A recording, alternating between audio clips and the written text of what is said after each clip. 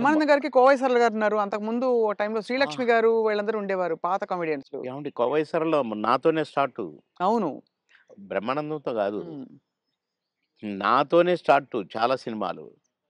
ఆ తర్వాత బ్రహ్మానందంతో కొన్ని సినిమాల్లో వేసింది. హ్మ్. కానీ నాతోనే ఎక్కువ సినిమాలు. హ్మ్. హ్మ్. మా ఇద్దరికి టగ్ ఆఫ్ వార్ ఉండేది. అవును. 'కోవై సరళని' హ్మ్. చాలా ఉన్నాయి. చాలా సినిమాలు, చాలా క్యారెక్టర్‌లున్నాయి మా ఇద్దరియి. కానీ హైలైట్ ఏంటంటే మీది, సౌందర్య గారిది డ్యూయెట్. అది ఆకాశం అంత. 365వ రోజు సెకండ్ షో హౌస్‌ఫుల్ చూసా. అవును. 365వ రోజు. ఇంకా 100 రోజులు ఆడొద్దు సార్. మాకు కొన్ని కమిట్మెంట్ ఉండి రేపు తీసేస్తున్నాం. హ్మ్. 365 రోజులు అయిపోయింది కదా! అని అన్నారు. అలాంటిది. ఒక పాట ఒక కమెడియన్ చేస్తే 365 రోజులు ఆడటం అంటే చిన్న విషయమా? అవును. అంతే గదా! అలాగే ఇంకా కొన్ని సినిమాలున్నాయి. 'సిల్క్ స్మిత్', 'బావలసయ్య' పాట కూడా పాటతో 100 రోజులు. అవును. 'బువ్వుంటే ఏమో కూరుంటే ఏమో' అని అడుక్కుంటే అది 100 రోజులు. పాటలతో 100 రోజులు ఆడిన సినిమాలంటే ఒక కమెడియన్‌గా అది నాకు గొప్ప గుర్తింపు, గొ గొప్ప ఒక గొప్ప విజయం, అది ఘనత. అవును. ఘనతే. నా అదృష్టం అది. కానీ సార్ సాడ్ థింగ్ ఏంటంటే 'సిల్క్ స్మిత' గారు వెళ్ళిపోయారు. 'సౌందర్య' గారు వెళ్ళిపోయారు. అవును. పాపం. మీకు తలుచుకుంటే బాధైతుంది కదా సార్ చాలా? చాలా. 'సిల్క్ స్మిత' గారు ఎలా ఉండేవారు సార్? చాలా చాలా క్లోజ్‌గా మంచి ఉండేవారు. వ్యక్తి అని అని అని అనేవారు. చాలా, చాలా, చాలా. ఆమె ఎవరిని కేర్ చేయదు. హ్మ్. ఎవరికీ నమస్కారం పెట్టదు. హ్మ్. కాలు మీద కాలేసుకొని కూర్చుంటది. హ్మ్. కూర్చొని కళ్ళద్దాలు మళ్ళీ. హ్మ్. అందరిని చూస్తుంటది ఇట్లా. నేనడిగాను, "బాస్ మీరు నల్ల కళ్ళద్దాలు పెట్టుకుంటారు. కాలు మీద కాలేస్తారు. అది ఎవరొచ్చినా తీయరు. హ్మ్. అంటే మీరు నిద్రపోతారా? లేక అబ్జర్వ్ చేస్తారా?" అని అడిగాను నేను. అయితే, "అది కాదు బాస్ ఫూల్స్ నన్ను చూస్తారు. ఇలా ఇలా చూస్తారు నన్ను. అందుకని నన్ను ఎవడు చూస్తున్నాడా అని గమనిస్తూ ఉంటా నేను కళ్ళద్దాలు పెట్టుకొని" అని చెప్పింది నాకు. మరి హీరోలొచ్చినా కూడా తీయవు గదా! అంటే ఎందుకు తీయాలా? హీరోలొస్తే? యాటిట్యూడ్ మంచి స్ట్రాంగ్. నాతో మాత్రం నన్ను చూడంగానే కాళ్ళు తీసేది. నన్ను చూడంగానే లేచి నిలబడేది. నేనెక్కడ కూర్చుంటే అక్కడికొచ్చి కూర్చునేది. హ్మ్. భలే లైక్ చేసేదండి నన్ను. హ్మ్. గ్రేట్. హ్మ్. Great artist. ఎందుకో సార్ గ్రేట్ మంచి మనుషులు తొందరగా వెళ్ళిపోతారనిపిస్తుంది వాళ్ళందరూ. అంతే. కదా! మంచోళ్ళు తొందరగా అయిపోతారు. కరెక్ట్. హ్మ్. మేము దుబాయ్ పోయినాం ఒక ఫంక్షన్‌కి. హ్మ్. నన్ను బాస్ అని పిలిచేది. హ్మ్. బాస్ మనం షాపింగ్‌కెళ్తున్నాం. నేనెందుకు బాస్ నువ్వు లిప్‌స్టిక్‌లయి కొనుక్కుంటావు. నేనేం కొనుక్కోను కదా! నాకొద్దు.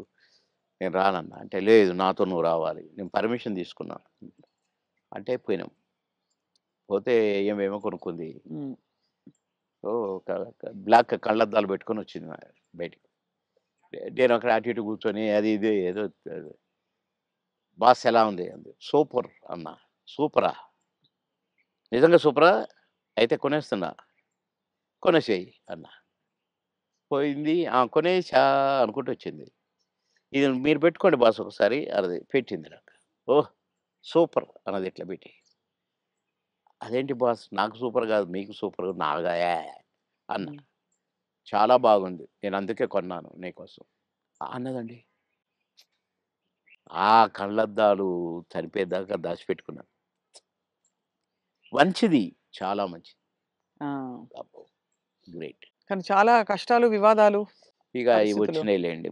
అయి కొంచెం కరెక్ట్‌గా ఉన్నోళ్ళకి వివాదాలుంటాయి. హ్మ్. ఈ ఏ ఎండకు ఆ గొడుగు పట్టేటోళ్ళకుండవు. అదే. వివాదాలు రావు. హ్మ్. ఎక్కడికక్కడే సమసిపోతాయి అవును. అని నా ఉద్దేశం. కష్టమే సార్ మీరన్నది. చాలా అది కానీ మొత్తానికే సార్ మీరు వచ్చి సక్సెస్ సాధించాక 10 సినిమాలు అనంగానే రెమ్యూనరేషన్ అమాంతం పెంచేసారా?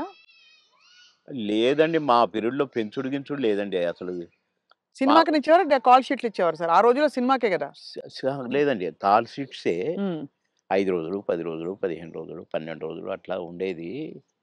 ఇక కొన్ని మధ్యలో చిలక్కొట్టుడు క్యారెక్టర్‌లు కొన్ని ఉండేది. 1 డే, 2 డేసు అయ్యి డే పర్ డే ఇంతని మొదలైనయి. హ్మ్. మేము ఏనాడు నేను గాని, నా తోటి వాళ్ళు గాని ఇంత తీసుకుంటా, ఇంతిస్తేనే వస్తా అని మేమెప్పుడు అనలేదండి. హ్మ్. నా రేట్ ఇంత అని నేనెప్పుడు అనలేదండి. ఇప్పుడు హుహు. 'మాయలో' 'మాయలోడు' అంత పెద్ద హిట్ అయిన సాంగ్ అవును. ఆ మరుసటి సినిమాలోనే వితిన్ ఓ బో చిరంజీవి గారు గూడా నన్ను పిలిచి, "సినిమా సూపర్ హిట్ అట. నీ పాటతో హిట్ అట బాబు" అని తెలుసా అంటే, "ఏ నాకు తెలీదన్నా" అన్నా. నేను ఆయన షూటింగ్‌లో ఉన్నారు హ్మ్. రిలీజ్ అయ్యాక. నేనసలు పెద్దగా నేనేదో అయిపోయానని నాకు ఫీలింగే లేదు.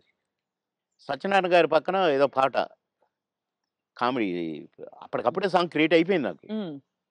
పెడితే నేను మామూలుగానే పోయినా చేసినా వచ్చిన. అంతే తప్ప నేను పాటలకు నేనిప్పుడు సెపరేట్ ఇంత తీసుకున్నా నన్ను పెట్టమన్నారు నన్ను కొంతమందైతే. హ్మ్. నేను సినిమాకి ఏం తీసుకోండి మీరేమిస్తే అదే అనేదండి. ఆ రోజుల్లో ఆ వాల్యూస్ ఉండేవి గదా! వాల్యూస్ మన ఉండేవి. ప్రొడ్యూసర్స్‌గా గూడా ఆ గౌరవం ఇచ్చేవాళ్ళు. అక్కడ గౌరవమే ముఖ్యం తప్ప డైరెక్టర్ల ముందు గాని, ప్రొడ్యూసర్ల ముందు గాని మాకిచ్చే గౌరవమే మా పారితోషికం అనుకునేది. అంతే తప్ప ఏసేద్దాము, పెంచుదాము, లక్షలకు పెంచు అని మేమెప్పుడూ ఊహించలేదండి. అవును. ఏమిస్తే అది తీసుకునేది. కొందరు డబ్బింగ్ జెప్పి బయటకొచ్చినాక, "క్షమించాలి సార్ మీకు బ్యాలెన్స్ ఇవ్వలేకపోతున్నా" అంటే, ఓకే. ఓకే. తర్వాత చూద్దాం అనుకుంటే ఎళ్ళిపోయేది. అంతే. అడిగేది గాదు. ఆ! మాకిచ్చిన చెక్కులు బౌన్స్ అయినయి ఎన్ని, ఏఎన్ నుంచి విజయవాడ, గుంటూరు దాకా కట్టొచ్చు తోరణాలు. ఆహా! అన్ని చెక్కులు బౌన్స్ అయినాయి మాయి. మేమెప్పుడు మీ చెక్ బౌన్స్ అయిందనలే. ఒకతనయితే నిన్ననే డబ్బింగ్ జెప్పించాడు. డబ్బులడిగితే సార్ నేను మా భార్య పుస్తెలతో ఆడబెట్టి, నేను డబ్బులు తెచ్చి సినిమా కంప్లీట్ చేస్తున్నా సార్, రిలీజ్ చేస్తున్నా సార్. ఏం జేయాలి సార్? బిజినెస్ కాలేదు సార్ అంటే, "ఏయ్! వద్దొద్దు. మీరేం ఫీల్ గాకండి" అని ఎళ్ళిపోయాను నేను. హ్మ్. పొద్దున్నే వచ్చి ఇంట్లో ఉన్నాడట. "మీకోసం ఎవరో వచ్చిండ్రు ఆ రోజు." ఎవరంటే ఎవరో ప్రొడ్యూసర్ అట. "ఏంటండి" అనంటే, "సార్ క్షమించాలి. మీరు నాకు డేట్స్ ఇయ్యాలి సార్." "అదేంటి నిన్ననేగా డబ్బింగ్ అయిపోయింది" అంటే, "ఒక ఆఫర్ వచ్చింది సార్ నాకు. అందుకే మీ డేట్లు కావాలి నాకు. ఆ రోజులు ఇయ్యండి సార్ చాలు. ఇగో అడ్వాన్స్ కవర్."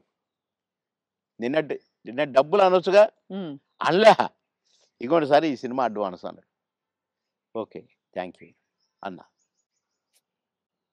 డోర్ దాకా పోయిండు బయటికొచ్చి. అక్కడ వెనక్కి తిరిగి, "మీరు మహానుభావులు సార్. చల్లగా ఉండాలి.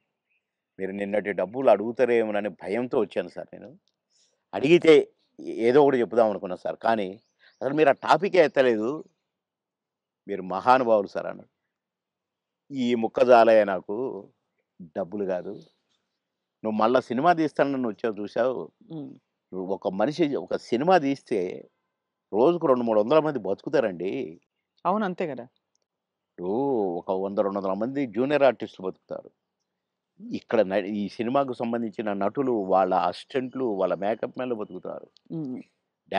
డాన్సర్లు, డాన్స్ మాస్టర్‌లు బతుకుతారు. ఫైటర్లు, ఫైట్ మాస్టర్‌లు బతుకుతారు. ఇప్పుడు ప్రొడక్షన్ డిపార్ట్‌మెంటు, అటు డైరెక్షన్ డిపార్ట్‌మెంటు ఇంతమంది 24 క్రాఫ్ట్స్ మీరు అన్నం పెడతారండి నెల, 2 నెలలు. మీలాంటి వాళ్ళు ప్రొడ్యూసర్‌లు అవుతూ ఉండాలి. సినిమాలు తీస్తూనే ఉండాలి. అందుకనే నేను మీరు అడ్వాన్స్ అనంగానే తీసుకున్నాను అన్నా. అట్లా ఇండస్ట్రీ బతకాలని ఆలోచించాలండి. కానీ అదొకటే కాకుండా సార్ ఆ రోజుల్లో మానవ సంబంధాలు బలంగా ఉండేవి. వ్యక్తుల్ని నిజమండి. పోగొట్టుకోదని. నిజం. ఇవాళేంటి సార్ రోజుకి 5,00,000, 10,00,000 ఇట్లా ఉన్నాయి గదా! పేమెంట్స్ అన్నీ అవును. అట్లున్నాయి. కానీ ఆహ్, గంటల ప్రకారం ఉన్నాయి ఇప్పుడు. గంటల ప్రకారం కదా సార్ ఇప్పుడు? గంటలు. హ్మ్. నాకు అప్పట్లోనే నేను విన్నానండి. 'ఎన్టీ రామారావు' గారు గాని, 'కృష్ణ' గారు గాని డబ్బులు ఇయ్యకపోతే ప్రొడ్యూసర్‌ని అడిగేవాళ్ళు గారట. హ్మ్. 'కృష్ణ' గారికి ఒకసారి బ్యాడ్ పీరియడ్ వచ్చిందట. రోజు ఎన్నో సినిమాలు చేస్తూ, సంవత్సరానికి 12, 15 సినిమాలు హీరోగా చేస్తూ, అందరు హీరోలు 1, 2 సినిమాలే చేసేది. ఈయన 12 సినిమాలు, 15 సినిమాలు చేసేవాడు 'కృష్ణ' గారు. హ్మ్. అలాంటోడు అంటే డబ్బులు అడగడట. ఇస్తేనే తీసుకుంటాడట. అలాంటాయనకు సినిమాలు లేకుండా అయినాయి. హ్మ్.